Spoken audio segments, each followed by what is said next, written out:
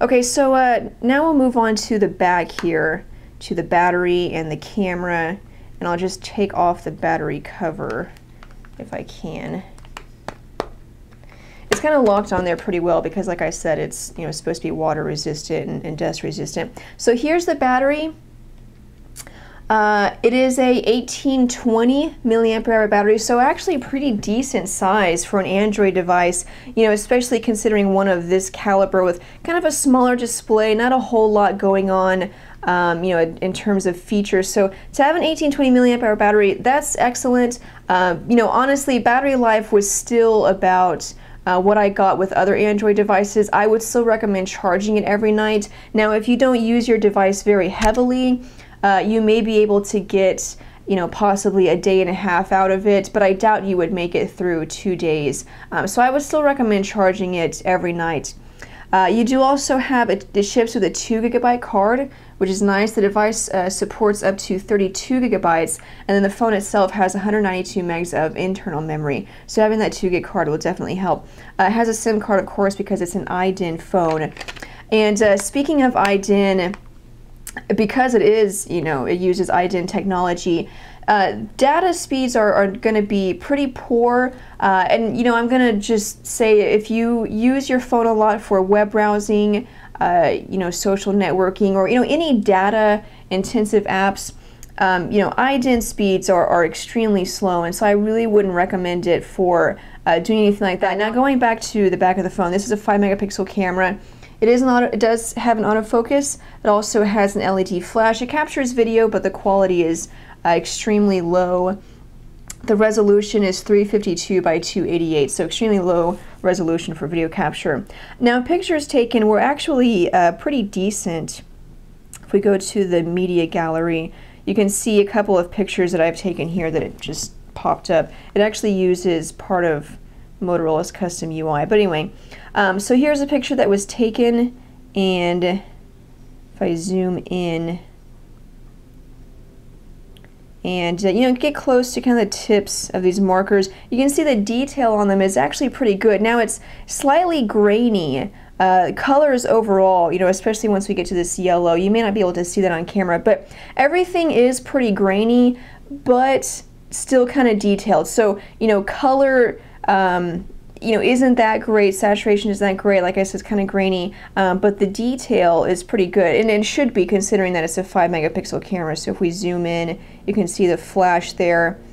Great detail, again, just kind of grainy. So definitely good picture quality on the camera, and it's nice having the dedicated camera button. Now, if we go back to the front here, this is, obviously, as you've seen, a touchscreen keyboard. It's a 3.1-inch display. It has a resolution of 320 by 480, so pretty low resolution. Overall, the touchscreen is pretty smooth and works pretty well. It's responsive. The biggest problem that I have is just with the processor itself, which I'll talk about a little more in a minute. But the touchscreen has been pretty great. It does have a fairly low resolution, so when you get close, text is going to be pixelated. Graphics, aren't really that great. But it's been responsive. I can scroll through, and a lot of this just has to do with the processor if it seems unresponsive. The touchscreen has been great. 3.1 inches, not a big deal because you have a physical keyboard, so it's not like a 3.1-inch display and you're trying to type out on a tiny virtual keyboard. You do still have a physical keyboard. So the 3-inch display didn't bother me. It seemed like a perfect size, and it was plenty responsive. Now, overall, through the review, you've been able to kind of see how the phone performs. I mentioned earlier that it had a 504 megahertz processor, a very low-end processor, and basically every task is slow. There's lag. You can see sliding through the home screen, it's not too bad. It kind of depends on how many apps you have open, and of course, I'm not using a live wallpaper, and I don't have a lot of widgets either because the phone just has a hard time handling, a lot of applications running at once. But just in general, everything is somewhat smooth, but there is some lag associated with it. And so, for example, I've downloaded Angry Birds. Now, of course, like I said, this is a corporate business device, so possibly those users won't even use an app like this. But just to kind of show you how poorly the processor performs, I'm going to open up this game. and we'll see how long it loads and also how choppy everything is. This is a very, you know, simple game, very popular, so if you're the kind of person that you like having a smartphone and you're like, well, I just want a basic smartphone, I don't need a whole lot of power, this is a good example why you do want a measure of power, because well, we'll just see how it performs. First of all, it takes forever to load, so I may cut some of this out, but I'm just going to wait for it to load.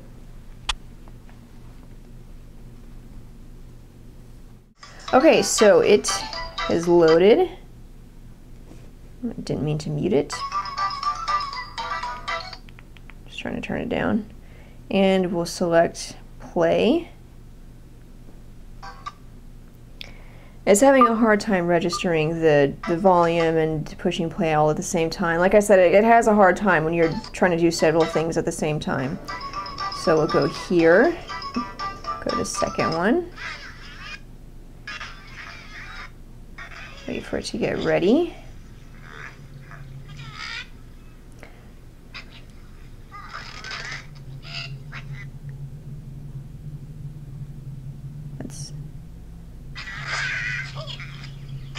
So you can see, you know, everything is just very choppy. It takes a long time for everything to kind of register and to load.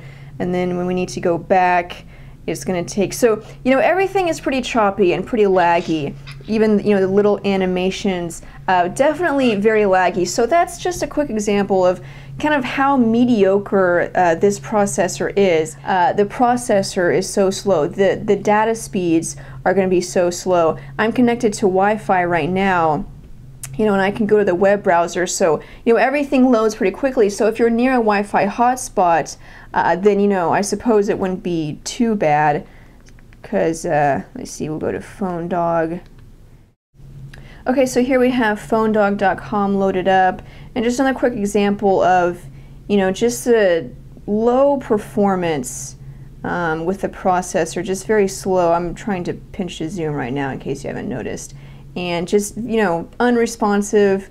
The processor is just so slow. Now, you know, you may be thinking, well, you know, I don't play a lot of games, or I'm not going to be fooling around on the internet. This is a business device. I'm going to be using it for business features. But the problem is that this slow processor performance is going to carry through, you know, everything. Even if you do only use features like, you know, Quick Office, or if you are just checking emails or, you know, using maps, that slow processor performance is going to carry through everything, you know, not just the web browser, not just playing games, but, you know, everything that you do with this device is slow and laggy. I can tell you that based on my experience with it. I've been testing it out. I would recommend going with either another Android smartphone on Sprint, like possibly the Samsung Replenish, the Motorola Expert. That would also be another decent choice. They both have a physical keyboard similar to this one. They don't have direct connect features, but still same form factor, but much better performance. If you need direct connect features,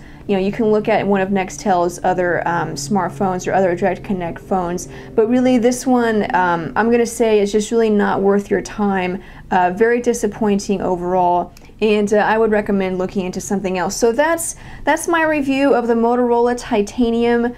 Sorry if you were looking forward to this phone being awesome, but it was just very disappointing. And so, you know, you can try it out. You know, maybe those things won't bother you, but I don't see how they couldn't. So check it out at your local Sprint store, Nextel. Be sure and keep it on PhoneDog.com for more news, updates, and reviews. I'm going to be posting a written review of the Motorola Titanium, and I'll go into a little more detail on things that I didn't have time possibly to discuss in this video review. So, but that's it. Keep it on PhoneDog.com. I'm Sydney. If you have any questions about the Titanium, you know, maybe you want to know, you know, how bad is it? What if I try to do this? You know, does this app work, you know, well enough for me to use it? If you have any questions like that, you can, of course, leave your question or your comment down below if you're watching this on YouTube. But also, you can follow me on Twitter. My screen name is It's My Job to Know. Just ask me a question, and I'll try my best to answer it. But that's it for me in this video. Thanks, guys, for watching. I'm Sydney from PhoneDog.com, and I'll see you guys later.